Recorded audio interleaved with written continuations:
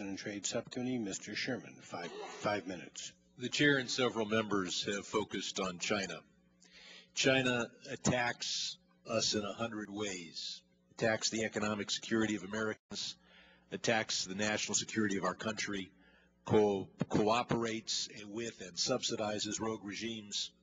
And this is best exemplified in the example from the ranking member of our subcommittee, where China facilitates the transfer of missile technology from North Korea, which it subsidizes, to Iran, which it uses the threat of its UN veto to protect. And I don't blame so much Beijing as I blame Washington. We in Congress have a choice between two approaches. One is to continue to denounce China in this room and others, in the hopes that our words will sting so badly that Beijing will change its policies. And occasionally we grant to the administration the authority to actually hit China a little bit, just as CISADA would allow you to sanction Chinese companies, but we know you're not going to do it to any significant degree. So one approach is to continue our current policy.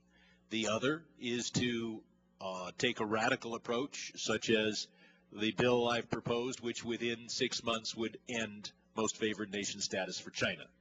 Given the power of Wall Street, I think it's clear that at least at the present, we're going to continue our present policy.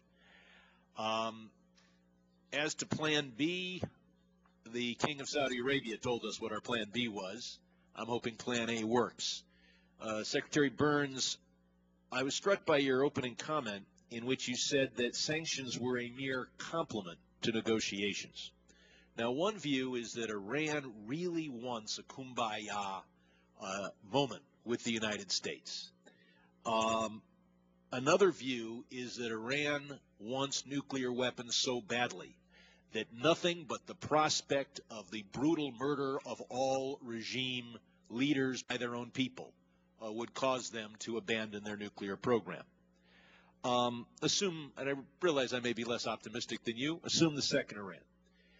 Are our sanctions policies enough not to just encourage a kumbaya Iran to join us in negotiations? Are you building towards sanctions strong enough to force a determined, belligerent Iran to choose between regime survival and abandonment of their nuclear program? Well, Mr. Sherman, kumbaya moments are not something I've ever associated with doing business with this Iranian leadership. It's pretty unsentimental leadership, and I think our approach is also pretty unsentimental. What we're a little closer to the mic, Bill. Sure. Yeah. No. What I said is that kumbaya moments are not something that I normally associate with dealings with the Iranian leadership.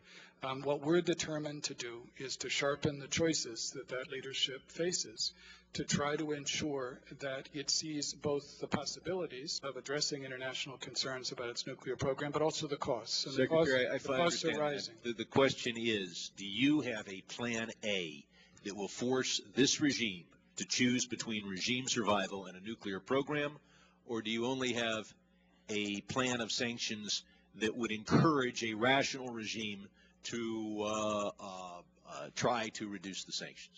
Yeah, as we've described to you, Mr. Sherman, what we have is an approach which is very unsentimental, which seeks to sharpen the choices for that leadership and imposes stiffening set of costs. And I think what we've seen... Let me move on. The idea of stiffening implies that we have a lot of time. Had the executive branch complied with the law back in the mid-90s, we might have that time, but we don't.